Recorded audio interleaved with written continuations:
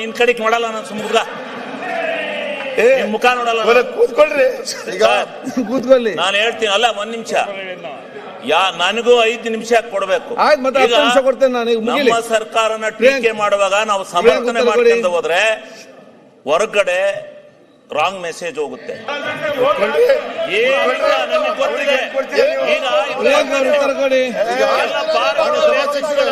ಅವ್ರ ಕಾಲದಲ್ಲಿ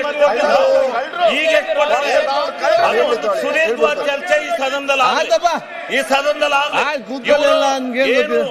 ಅಬಕಾರಿ ಒಂದು ಏನು ಯಾರಿಗೂ ಲೇಸನ್ಸ್ ಕೊಟ್ಟಿರಲಿಲ್ಲ.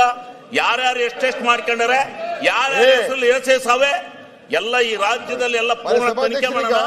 ಅವ್ರ ಕಾಲದಲ್ಲಿ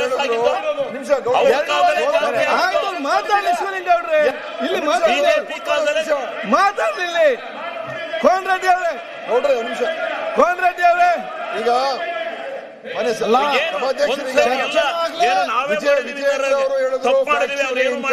ಮಾತಾಡೋದಲ್ಲ. ಹಿಂದಿದ್ದಾಗ ಬಿಚ್ಚಿಡ್ಬೇಕು ಸ್ವಾಮಿ. ಈಗ ಶಿವಲಿಂಗ ಅವರು ಕೂತ್ಕೊಳ್ಳಿ ಸರ್. ಈಗ ಹೇಗೋ ಚರ್ಚೆ ಇದೆ ಸರ್. ಈಗ ಚರ್ಚೆ ಬಂದಾಗ ಎಲ್ಲರೂ ಮಾತಾಡ್ಲಿ. ಮಾತಾಡ್ರಿ, ಸುನಿಲ್ ಅವರು ಮಾತಾಡಿ. ಶಿವಲಿಂಗೇಗೌಡ್ರು ಅಧ್ಯಕ್ಷರೇ, ಈಗ ನೀವು ಸುನಿಲ್ ಅವರೇ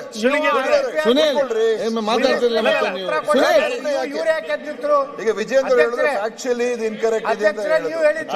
ಅದು ಚರ್ಚೆಯಲ್ಲಿ ಬರಲಿ. ನಮ್ಮ ಅಭಿಪ್ರಾಯ ಸ್ಪಷ್ಟ. ನಿಮಿಷ ಕೇಳಿ.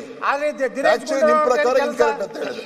ನಾವು ಅಧಿಕೃತವಾಗಿ ಸರ್ಕಾರ ಎಲ್ಲ ಸ್ಟಡಿ ಮಾಡಿ, ಆ ಬಿಲ್ ಬಗ್ಗೆ ಸ್ಟಡಿ ಮಾಡಿ, ಎಲ್ಲೆಲ್ಲಿ ಅನ್ಯಾಯ ಆಗ್ತಾ ಇದೆ, ಯಾವ ರೀತಿಯಾಗಿ ಗ್ರಾಮ ಪಂಚಾಯತ್ ಹಕ್ಕುಗಳು ಇವತ್ತು ಮೊಟಕಾಗಿದೆ, ಯಾವ ರೀತಿ ಇವತ್ತಿನ ದಿವಸ ಸ್ವಾತಂತ್ರ್ಯ ಹೋಗ್ತಾ ಇದೆ, ವಿಕೇಂದ್ರೀಕರಣದ ವಿರುದ್ಧವಾಗಿ ಎಲ್ಲವನ್ನೂ ಕೂಡ ನಾವು ಹೇಳ್ತೀವಿ. ಈಗಿರುವಂತದ್ದು ಇಷ್ಟೇ ಅಡ್ವರ್ಟೈಸ್ಮೆಂಟ್ ಬಗ್ಗೆ. ಅಡ್ವರ್ಟೈಸ್ಮೆಂಟ್ ನಾವು ನಮ್ಮ ಅಭಿಪ್ರಾಯವನ್ನ ಒಂದು ಸೃಜನಶೀಲತೆಯಿಂದ ಆ ಒಂದು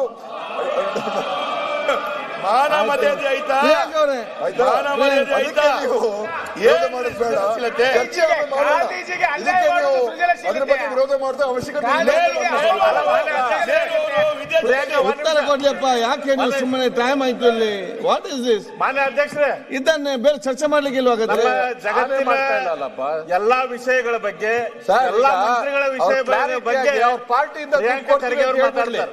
ಡಿಪಾರ್ಟ್ಮೆಂಟ್ ಬಗ್ಗೆ ಆಯ್ತು,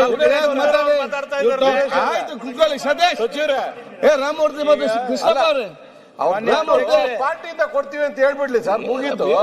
ದಿನೇಶ್ ಗುಂಡೂರಾವ್ ಮತ್ತೆ ಸರ್ಕಾರದಿಂದ ದುಡ್ಡು ಹೋಗಿರೋದ್ರ ಬಗ್ಗೆ ಮಾತಾಡಿಲ್ಲ ಅವರು. ಪಾರ್ಟಿಯಿಂದನೂ ಕೊಡಿಸ್ತೀವಿ. ತಗೊಳ್ಳಿ.